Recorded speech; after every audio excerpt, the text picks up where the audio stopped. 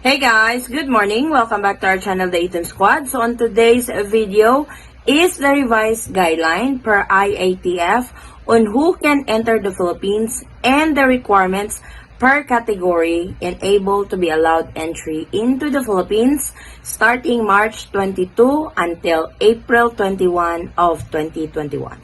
Details coming right.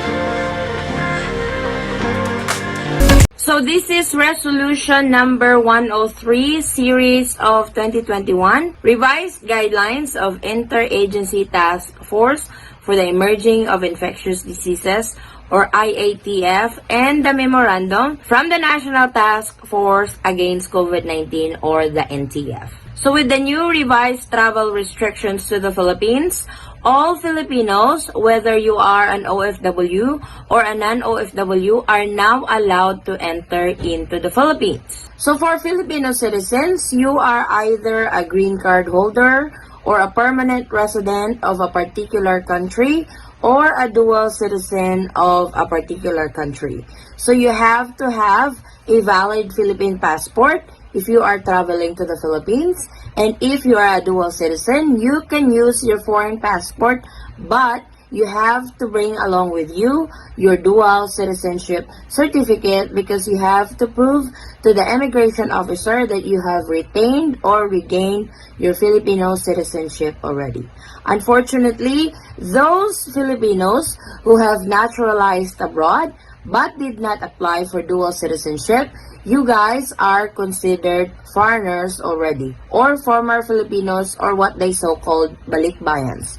Unfortunately, you guys are not allowed to enter the Philippines this time because you are not considered Filipino citizens anymore. Unable for you to fly, you have to apply for a dual citizenship. Also allowed to enter the Philippines are diplomats and member of international organizations and their dependent. The requirements that you guys need to present are 9E visa or the 47A2 visa. So please take note of that. If you guys are holders of this type of visa, you guys are allowed to enter the Philippines. Next category is foreign nationals involved in medical repatriation. These are the following documents that you need to submit or present in able to enter the Philippines. These are the DFA endorsement and the OWA endorsement. Our next category is foreign seafarers. You have to have your 9C visa for crew change. So there are some foreigners who are working on the boat that has to have crew change in the Philippines. You guys have to have 9C visa and able to be allowed entry into the Philippines. So to all foreign seafarers, make sure that your 9C visa is valid upon entry into the Philippines. Next category is foreign spouses and children of a Filipino national. These are your requirements to allow entry into the Philippines. Must be traveling with the Filipino national and you have to have a valid visa upon entry into the Philippines. So this is the catch of the new travel restrictions to the Philippines. If you are married to a Filipino national, you cannot go to the Philippines all by yourselves. You have to travel with the Filipino national. This is either your wife or your spouse or whoever is the Filipino national on the group. You have to travel with them, but you have to secure an entry visa first before you are allowed entry into the Philippines.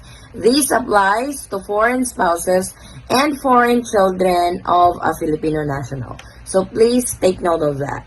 And our last category is emergency, humanitarian, and other analogous cases. So the requirements that you will need are the following.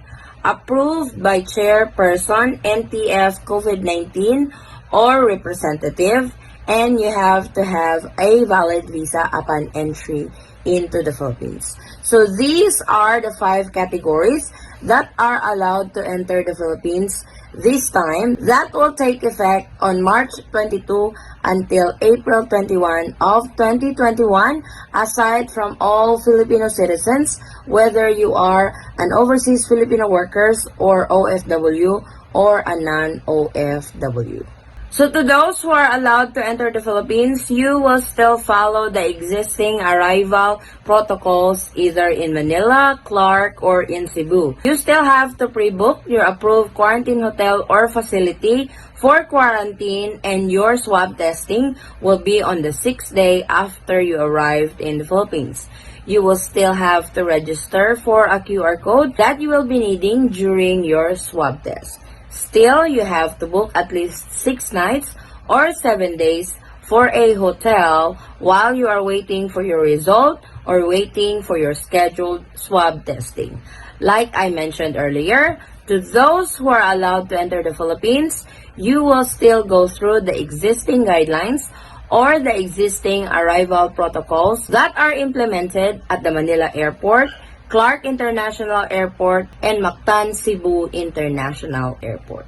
So any category that were not mentioned on the group that we just posted, or it was posted at the Bureau of Immigration website, unfortunately, is still part of the travel ban and still not allowed to enter the Philippines this time. But I will definitely keep you guys posted if there are changes on the new travel restrictions to the Philippines, because these revisions, these guidelines are still subject to change anytime.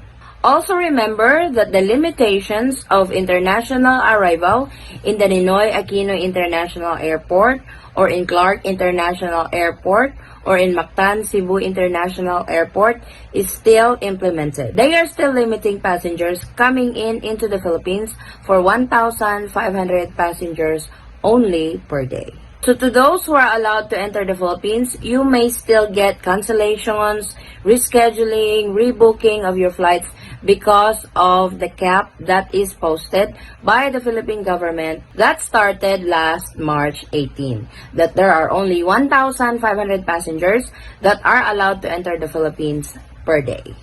Thank you so much guys for watching. If you find this video helpful, please give it a thumbs up and share it with your friends and family whom you know that can use this video as reference. If you are new to our channel, welcome. We do travel updates, and if you are not a subscriber yet, please consider subscribing and don't forget to hit that notification bell so you will be notified on updates like this. And to our subscribers and new subscribers, thank you so much for the continued support and trust to our channel, the Eton Squad. I hope to see you guys on our next travel update. Stay safe, stay healthy, and God bless everyone. Bye.